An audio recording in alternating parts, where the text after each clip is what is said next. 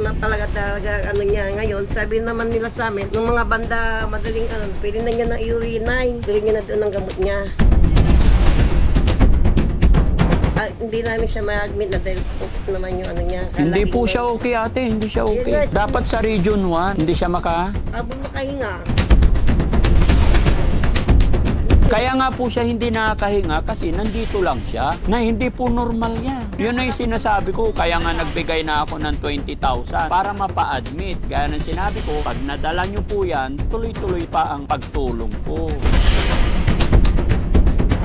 Yan kasi nga, hinahabol na niya yung hininga niya. Pag nandito lang yan, abutin lang hanggang mamatay na si classmate.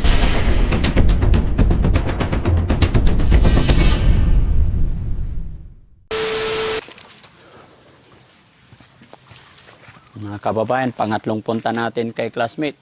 Kumusta na, classmate? Ay, kumusta po? Ang hapon.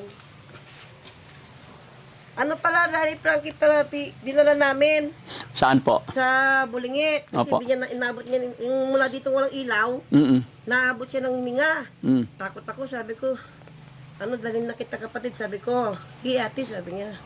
Pagdating naman namin doon, yung ang pala, asma. Asma talaga niya ngayon. Sabi naman nila sa amin, nung mga banda madaling pwede na niya na iuwi na. Kasi tuloy niya na doon ang gamot niya. Bakit po? Sabi ko. Kasi na naman siya. Ngayon, ang gawin niyo, bumili daw kami yung pausukan. Nebulizer. Opo. Tapos, sabi ko sa kapatid ko, kung paano naibili natin, hindi namin siya ma-admit na dahil naman yung niya. Kasi meron na siyang gamot na iniinom, basta tuloy-tuloy. Hindi po siya okay, ate. Hindi siya Yan nga, okay. sinabi ko rin sa kanila pero sabi, pwede naman. Dapat sa Region 1. Di ba? Hindi siya na kaya nag-abroad na ako eh. Hindi siya Habang makahinga. Hindi, Kasi walang ilaw dito, 2 araw. Kaya takot ako Hindi. na. Sabi ko, Dapat dinala nyo sa Region 1. hindi. Kaya nga po siya hindi nakakahinga kasi nandito lang siya. Pero kung dadalhin nyo sa Region 1 para mabigyan ng tamang lunas, doktor talaga. Hindi ko po alam. Sabi, doktor na yung sa amin eh. Sabi niya, dyan na lang ate kasi hindi na akong sabi niya, yung tapos nating namin, siya agad, tapos siya ng yung oxygen, yung parang yung nilagay sa agad ng hangin. Opo, kasi nakita nila na hindi siya okay in oxygen. Sabi ko, pati Sirex wala pa. Sabi ko ganyan, dahil hindi pa siya kumakain yung kapatid ko. Ma'am, na po siya? Sabi ganyan, hika. Kaya sabi ko, yun ang dilin ni Daddy Frankie, dalhin namin sa Radio 1. Pero pag di ganyan-ganyan, action. Wala namang sabi yung doktora. Walang sakit? Doon nga, hindi, yun lang daw, asma. Sabi ko, ma'am, mayroon siyang tayo na pa-extra siya. Sabi ko ganyan. Po siya, sabi ko, hindi po siya pwedeng i-compine na dahil na siya, yung asma, okay na po. Gumanyan pa siya sa akin. Sabi ko, magsasalita ko, ito, hindi ayaw po nga umalis eh. Oo. Sabi niya, Kasi hindi siya okay. Kitang-kita naman natin anong okay. Sino nagsabing okay na? yung doktora doon, paano yun yung kapatid ko? Anong pangalan ng doktor na yon? Anong pangalan niya? Anong pangalan niya?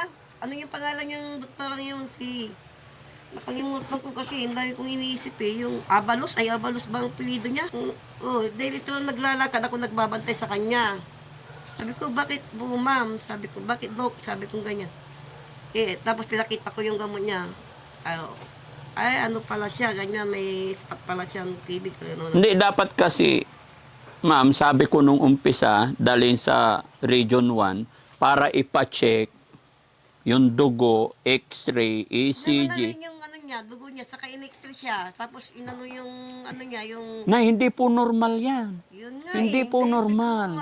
Yun na yung sinasabi ko, kaya nga nagbigay na ako ng 20,000 para mapa-admit. Gaya ng sinabi ko, pag nadala nyo po yan, tuloy-tuloy pa ang pagtulong ko. Sabi naman ng kapatid ko, pag natin, pwede natin, sabi yung anak kong tumawag. Ano kaya may transfer nyo? Sabi sa... Dapat kasi dinala nyo talaga sa Region 1. Yun nga inaano ko rin sa kay para inaabot niya.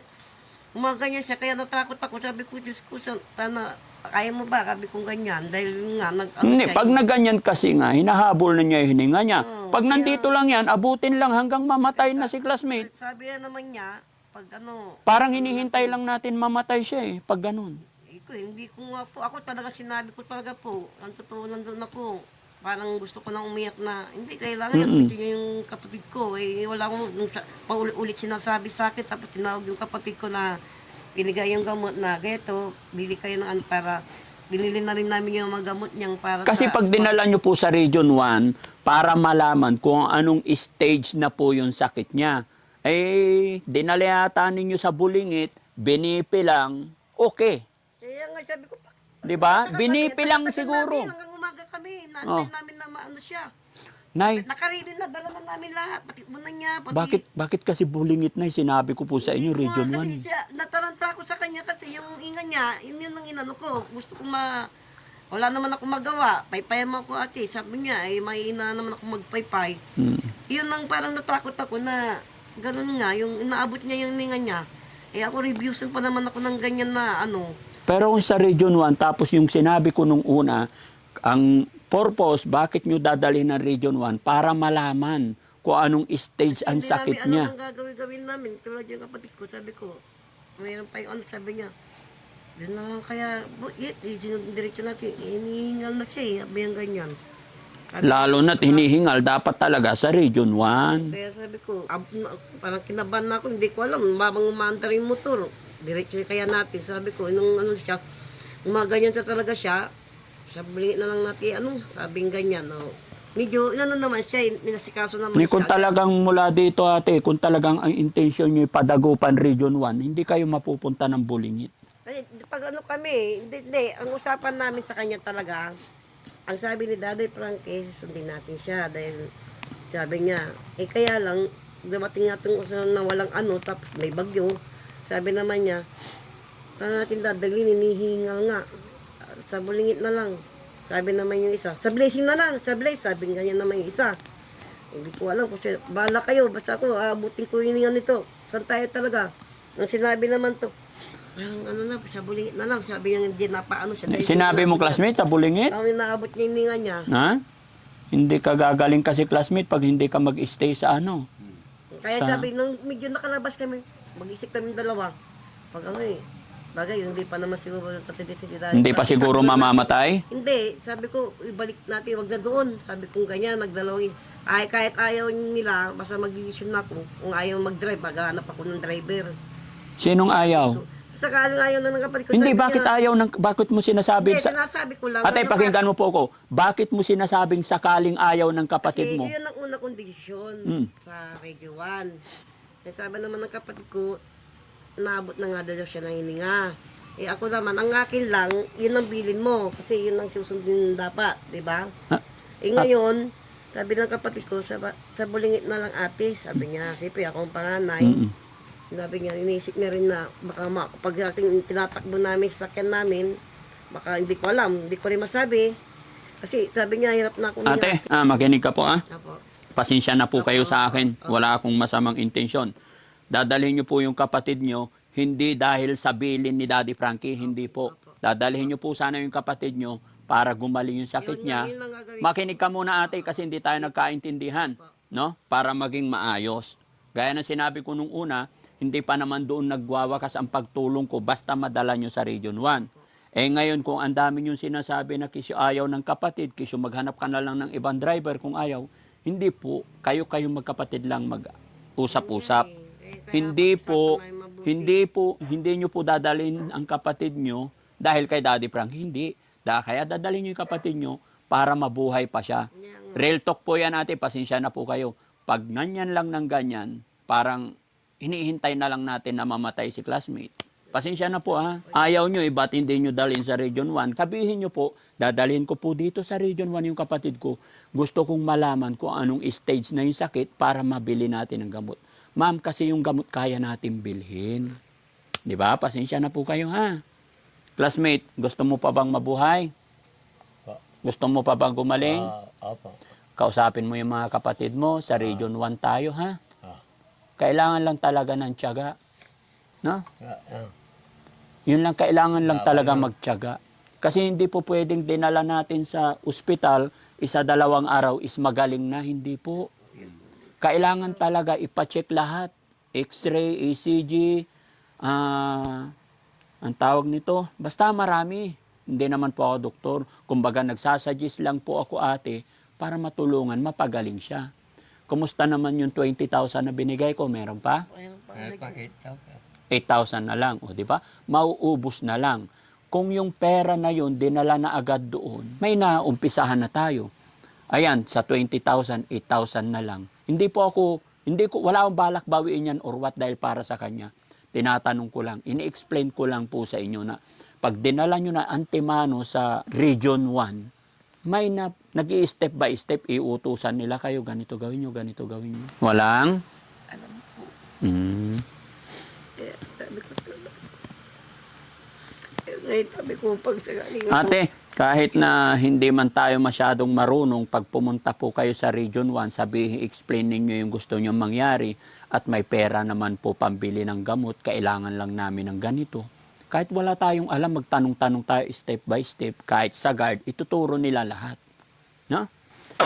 Sinsya na classmate, inubo ako sa ulan, sa bagyo. Tapos alam mo classmate, yung upload natin, napanood na ng mga classmate natin. Oh, isa rin yung reason ba't nandito ako. Dahil napanood nila yung upload ko, nagulat sila sa kalagayan mo.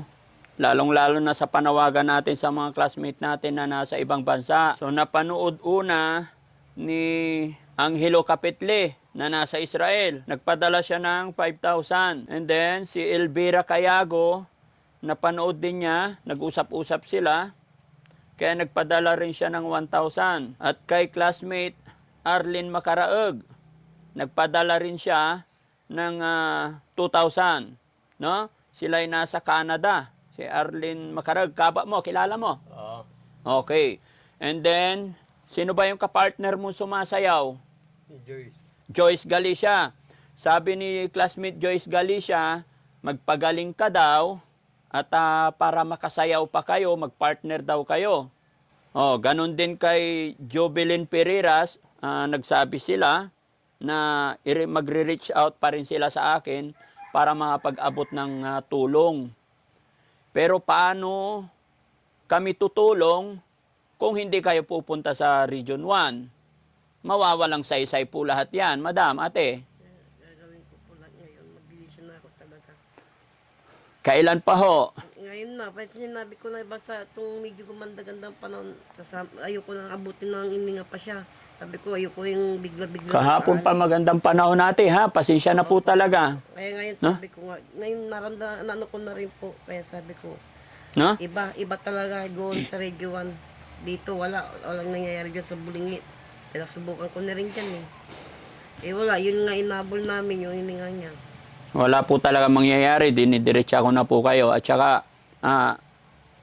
yun po, wala pong saysay yung pag-help namin kung hindi nyo talaga dadalhin. No? Classmate? Opo. Ninilig mo. Lang lagupan. Sana pagbalik ko ulit, nandoon na siya. Kasi walang, maubos yung pera, nandyan lang din naman. Wala rin po mangyayari, hindi po sapat. Kasi ang mangyayari dyan ate, bukod sa pipila kayo, na kung anong mga dapat nilang ipagawa. Libre naman po yung hospital eh. Yung ibinibigay namin sa inyo, yun yung pambili ng gamot, madam. No? Sama na lang ako sa pisang ko. Yung marunong siya. So, classmate Angelo, maraming salamat sa tulong pagmamahal ninyo kay classmate Ola, na si classmate Angelo na nasa Israel ngayon. Kaya classmate Elvira Cayago from Canada. Kay Arlene Macaraeg ng Canada, maraming salamat sa agarang tugon ninyo. Ipag-pray nyo po na sana malagpasan ng ating classmate, hindi pa siya mamatay. Pero pag ito hindi madala ng ospital, ito patay. Classmate, sorry diretsahan tayo. No? Kaya mag-pray tayo. Kakausapin mo lang yung mga kapatid mo para mahabol pa natin. Ano? Yan. Kaya shout out din kay Jovelyn Pereiras at saka kay Joyce Galicia.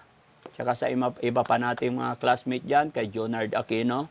Yan, salamat sa pag-pray nyo. Yung mga iba nating classmate, napanood naman nila, nagpipray sila sa iyong paggaling. Ha? laban lang. Ate, pasensya na po kayo ha. Huwag po kayong magalit sa akin. Ito po yung 8,000. Muli po, sasabihin ko sa iyo, 5,000 galing kay classmate Angelo Capitli, 1,000 kay Elvira Cayago, and 2,000 kay Arlene Macaraeg. Okay? From Israel and from Canada. Ate, kanino po ibigay? Sa kanya po lang. O, classmate, Hindi po bilangin mo. hinahawakan.